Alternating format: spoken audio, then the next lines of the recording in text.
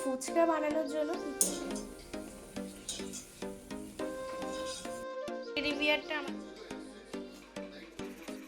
মা কি কি রান্না বান্না করছে।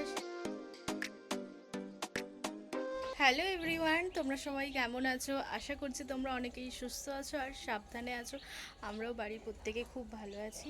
তো চলো আজকে আরও একটা নিউ ব্লগ নিয়ে চলে এসেছি। আশা করছি তোমাদের আজকে ব্লগটা খুব ভালো লাগে। দেখো সাদা রঙের জবা ফুলের গাছটায় এত পরিমাণে কুঁড়ি এসেছে, কি বলবো। আর কদিন পরই তো হবে ফুল, তোমাদেরকে দেখাবো। দেখো প্রত্যেকটা মানে পাতার কাছাকাছি এরকম কুঁড়ি হয়েছে এইগুলোতে।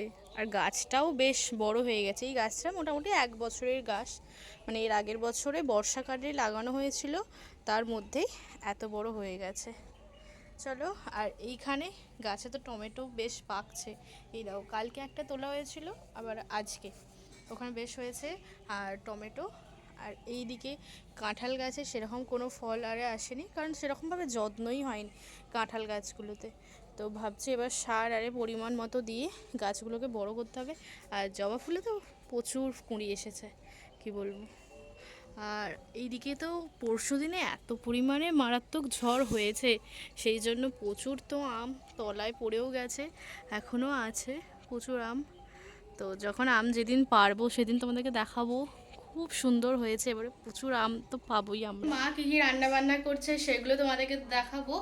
তো তার আগে আমাদের কুট্টুসকেও দেখাবো। তো চলো, কি কি রান্না বান্না হচ্ছে দেখতে থাকো। আশা করছি তোমাদের ভালো আসলে কি ভালো লাগে, কারণ এই রান্নাঘরটা যেহেতু মানে ব্যাকগ্রাউন্ডটা সাদা, তারপরে পাথরের কাছাকাছি, একটু তো সুন্দর লাগে। তো চলো আমরা এখন ওই রান্নাঘরে যাবো। মা গরমের কারণে আর এই রান্নাঘরে করে না, তো ভেতরেই করে। তো চলো তোমাদেরকে দেখাই আজ কি রান্না হচ্ছে। মাছ দেখতেই পাচ্ছ, মাছ তো মা ভালো করে ধুয়ে নিয়েছে, ধুয়ে এখন নুন মাখিয়ে দিয়েছে। এবার মাছের কিছু হয়তো রেসিপি করবে, মানে মাছের ঝাল হবে। আর এই দিকে তো হয়ে গেছে শুক্তো, দেখতেই পাচ্ছ। তাজা সবজি দেওয়া হয় তো সমস্তটাই এখানে আছে। রাঙা আলু, আর এখানে ভাত। এখানে আমাদের কুট্টুস ঘুমাচ্ছে। এই যে কুট্টুস বলতেই ও দেখছে, এই দেখো এই দেখো কুট্টুস ও ঘুমাচ্ছিল। টেডি বিয়ারটা আমাদের নিউ অ্যাড হয়েছে। তো বনু অনেক দিন ধরেই বলছিল একটা বড় টেডি বিয়ার আনার কথা, তবুও বনু বলল যে এটা তবু ঠিক আছে, কারণ বনু চেয়েছিল আরও যেগুলো বড় বড় টেডি বিয়ার, তো সেইগুলো ওর খুব ইচ্ছা ছিল। কিন্তু ও এরকম টেডি তো কলকাতা থেকে কিনে এনেছে। এই যে অনেকটাই বেশ বড় আর খুব সুন্দর দেখতে। এই একজন আর জোজো, এর নাম তো আমাদের জোজো। এই জোজো আর এই টেডি বিয়ার তো দুজনে থাকে বিছানার মধ্যে। আমার তো পুজো কমপ্লিট হয়ে গেছে, আর এদিকে আমার সারানো কমপ্লিট হয়ে গেছে। চলো তোমাদেরকে এবার দেখাই। পুজো আমার কমপ্লিট, সুন্দরভাবে পুজো করে নিয়েছি। ইচ্ছা আছে তোমাদের সঙ্গে আমাদের বাড়ির রুম ট্যুরটা তোমাদের সঙ্গে শেয়ার করব। তো তোমরা যদি দেখতে চাও অবশ্যই আমাকে কমেন্টে জানাবে, যে আমাদের বাড়ির হোম ট্যুর তোমাদেরকে শেয়ার করবো তোমাদের সাথে। আশা করছি তোমাদেরও ভালো লাগবে। তো তোমরা যদি কমেন্টে জানিও, তাহলে আমি নেক্সট পরবর্তী ব্লগেই আমি তোমাদের সঙ্গে আমাদের বাড়ির রুম ট্যুরটা শেয়ার করব। রুম ট্যুর, হোম ট্যুর সমস্ত কিছুই তোমাদের সঙ্গে শেয়ার করব। আশা করছি তোমাদেরও ভালো লাগবে। ভেজে নিচ্ছে,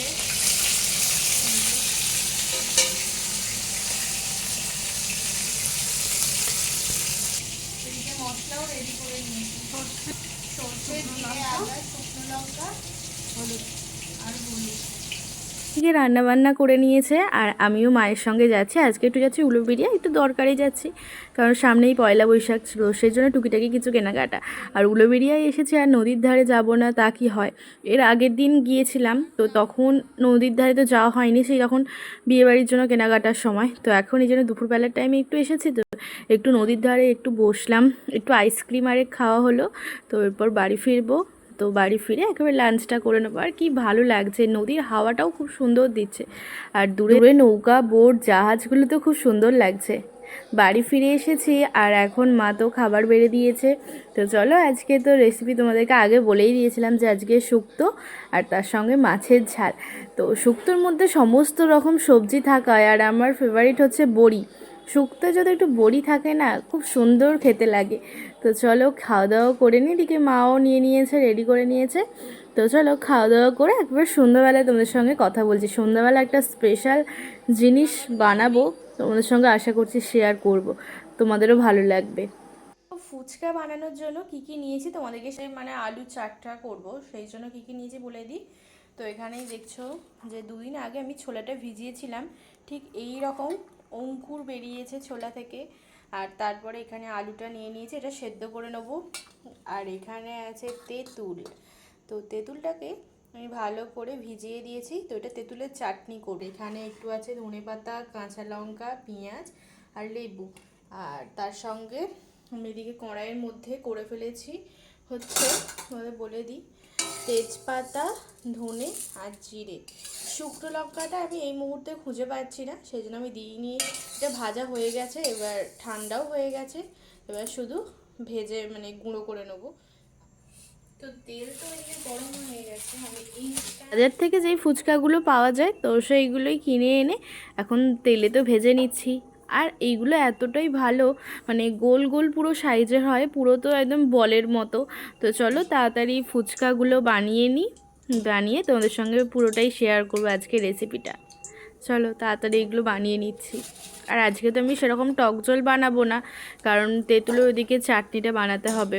তো চলো, কি সুন্দর দেখছো তো হয়েছে। তো পুরো বাটিটা ভর্তি করে নিই, তারপরে তোমাদেরকে দেখাচ্ছি।